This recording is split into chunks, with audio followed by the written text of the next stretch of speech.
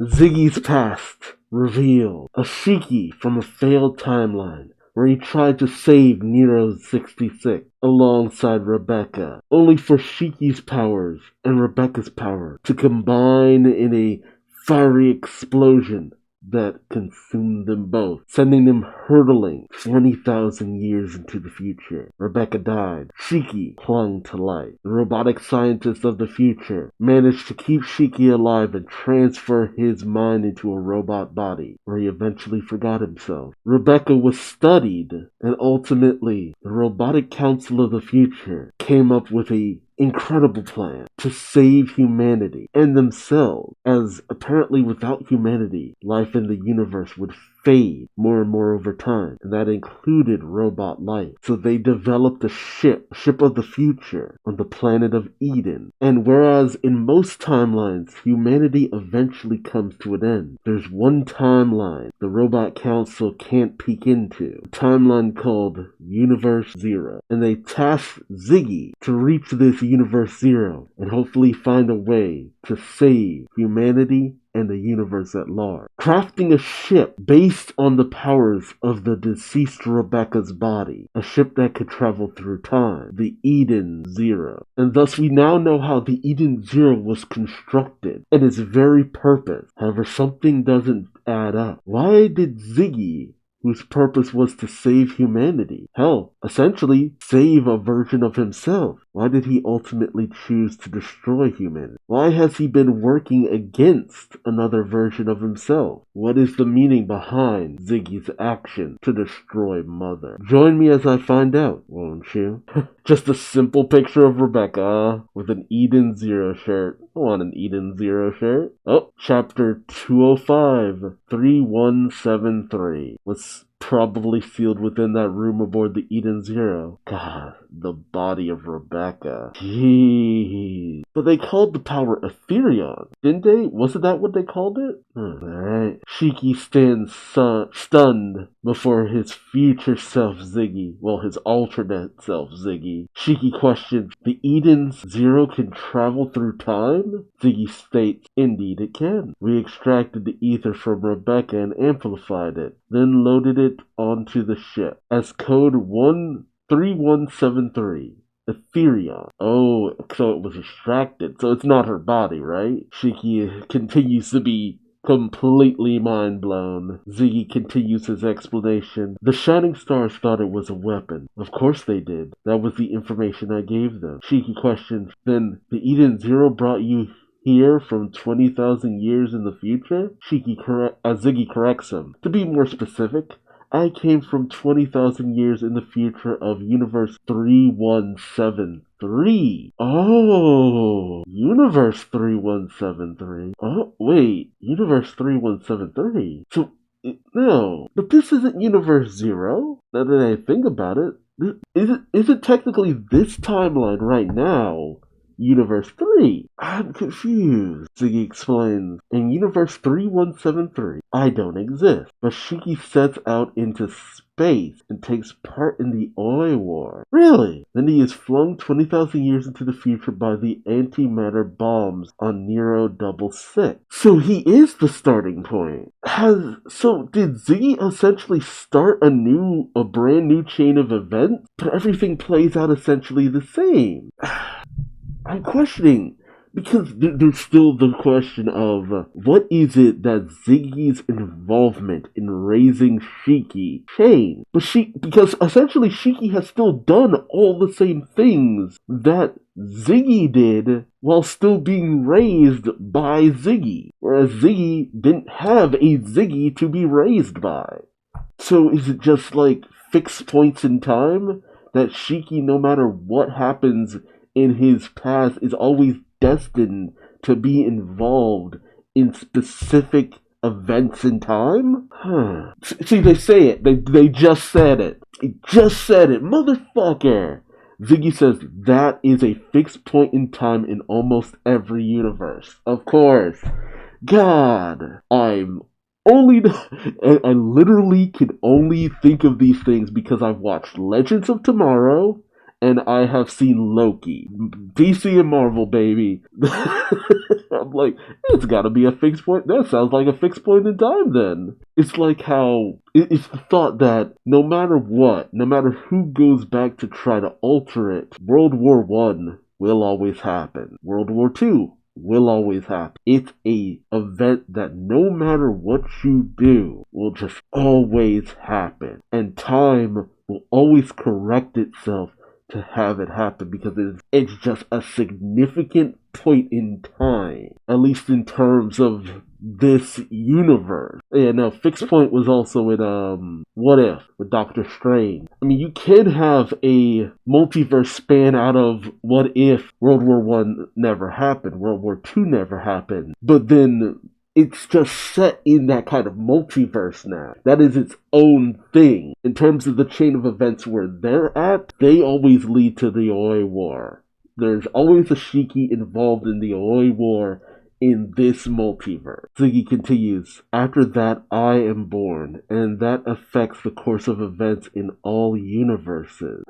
So there's always destined to be a Ziggy. But I'm still curious about Ziggy's past. How was he raised? How did he come to be? If there was no Ziggy in his timeline, why did he go out to space? Who was he previously? Was he not raised on Grand Bell? What about Elsie Crimson? What about the Shining Star? How does Ziggy in his timeline meet Rebecca? Because events would have to play out differently to some degree. I mean, regardless, Shiki just simply says, I don't understand a word of what you said.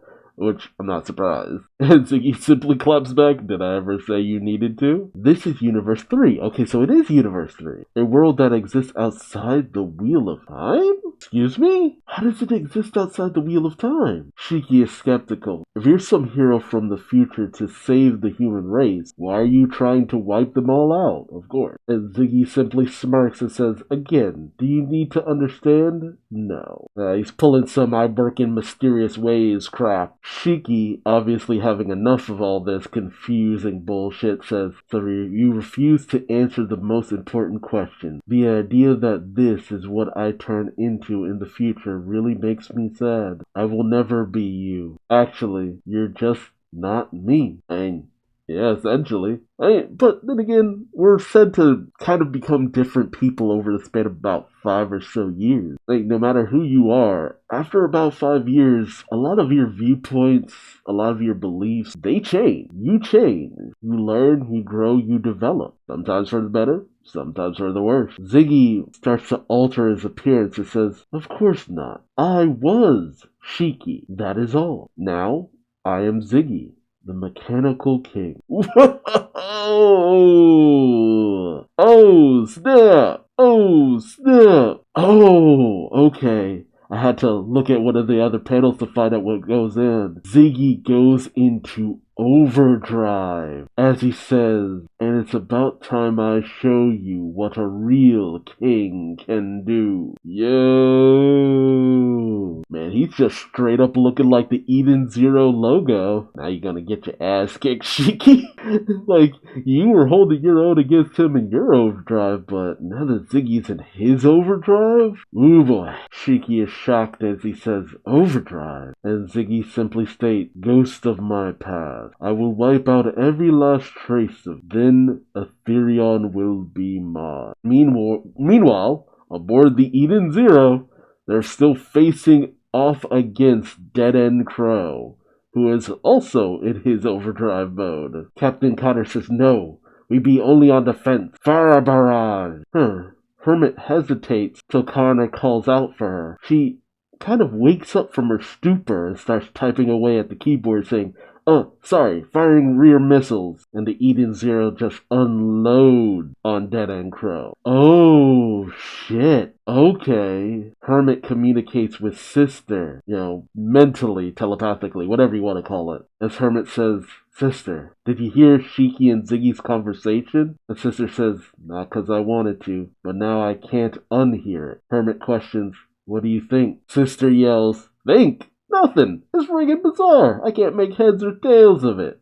I can't blame her for that. Hermit states, yeah, I agree. Even if what Ziggy says is true, there are so many contradictions. Exactly. For example, if Ziggy didn't exist in Universe 3173, the Eden Zero shouldn't have existed there either. But Rebecca's B-Cube had the words Eden Zero carved into it. Why would it have those specific words? Yes, Mashima, what are you crafting here? What are you crafting here, you bastard? Hermit continues, and then my sister shuts this down and says, ugh.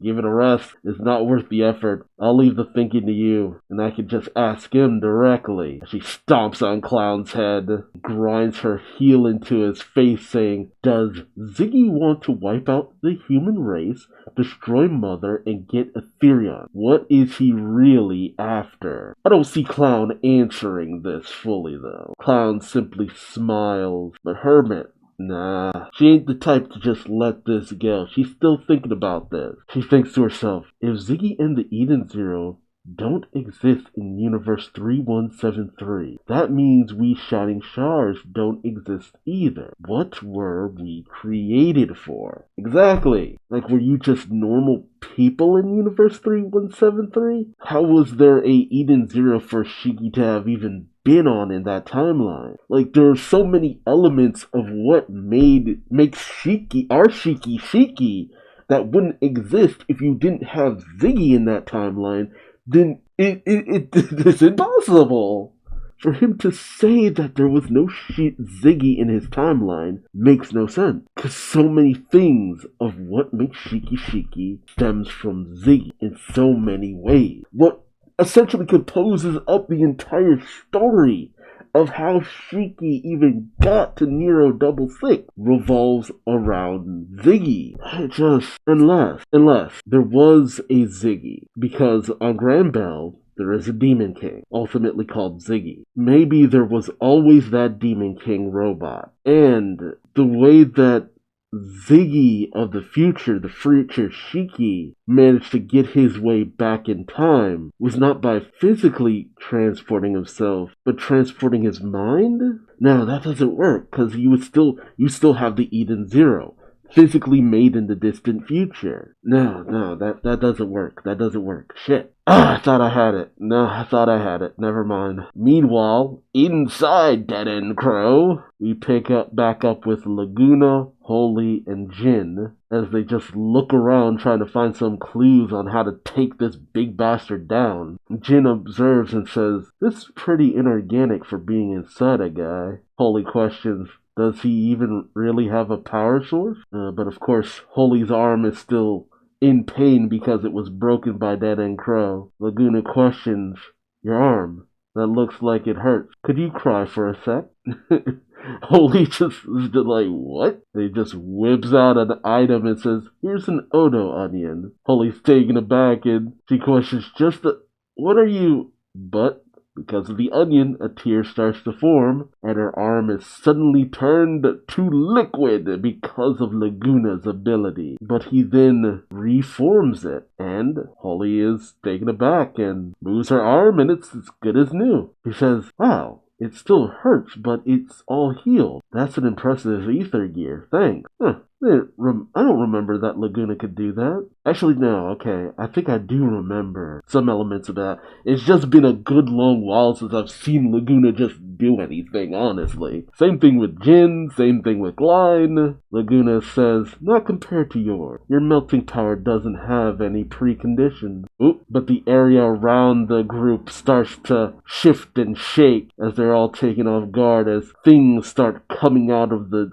tendril-filled walls. Mechanical soldiers stand before them, surrounding their entire group. Jin questions, what's the deal with these guys? Holy hypothesizes, extensions of Crow? Gross. Yeah, right? And Laguna simply states, but the fact that they're standing in our way means his power source could be nearby, as he unleashes a wall of water as a devastating attack. He has a point, though. The mechanical soldiers continue their onslaught. Jin devastates them with his wind ether gear. But more and more come out, but Holy simply turns them to mush, melting them with her ether gear. A soldier comes lunging at Jin, but Jin grabs him by the throat, catching his hand in the process, slamming him onto the ground. Laguna continues to wash away more and more soldiers with his water ether gear, but more and more soldiers continue to pop out of the walls. Holy questions, how can there be so many? They never stop coming. Phrasing. Jin blocks a punch that he's kind of taken off guard by. Laguna is also taken off guard and says, "What the?" Holy states, "I can't use my ether gear anymore." Jin calls out, "Klein, what happened?" Oh shit. We see that Dead-End Crow managed to catch Klein's ship right in his fingers. Dead-End Crow says, "I finally caught you, you little squirt." Klein's ship starts to crack and break, and just as it's crushed between Dead-End Crow's fingers, she manages to eject just in time. But Dead-End Crow isn't finished, as he brings down his massive fist on the Klein, saying, "You won't get away from me!" Hermit calls out, "Klein!" Connor screams, "No!" Ah, shit. And Klein simply says, "Brother, I couldn't. I'm sorry." Oh, shit. And Klein is apparently slammed into the ground. Oh no. That can't be the end of Klein. No. I don't know how, but I can't see that just being the way she goes out. I mean, essentially, to be hit by something that large, it wouldn't cause an impact. Klein would be missed. She would be missed. It would be like a meat explosion.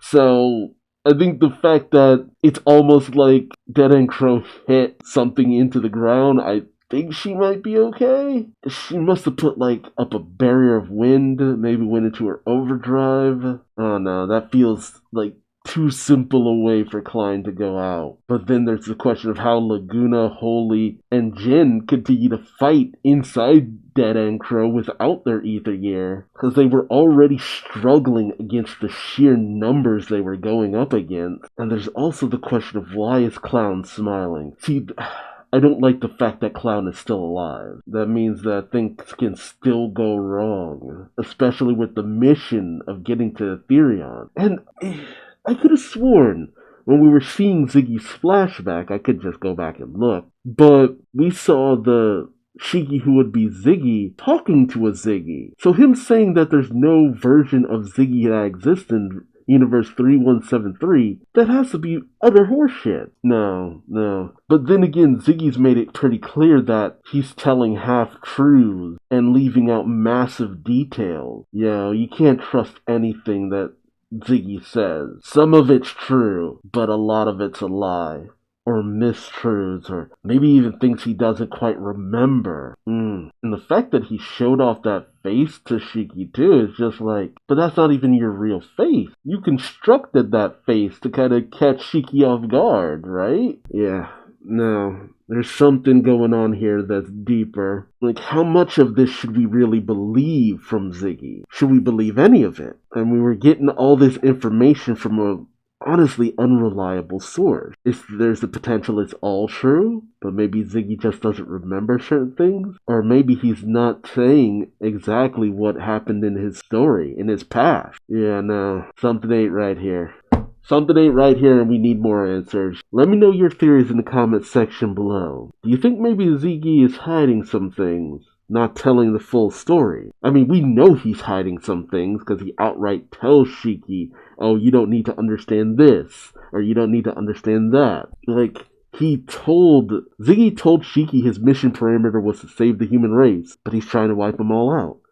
There's so many contradictions in this story, and I have to assume that Mashima, he's called that out, so he knows, but there's something so much deeper going on here. The real question is, ultimately, can Mashima square these circles? Can he deliver satisfying answers to all the mysteries and half-truths that have been put out there with this revelation? I think he can. I can't imagine that he would tell a story like this and wouldn't account for any of it. I'm just curious. Just so curious where this is all going. So again, thoughts and theories in the comment section below. Like, comment, subscribe, and hit the bell for notifications if you like this video.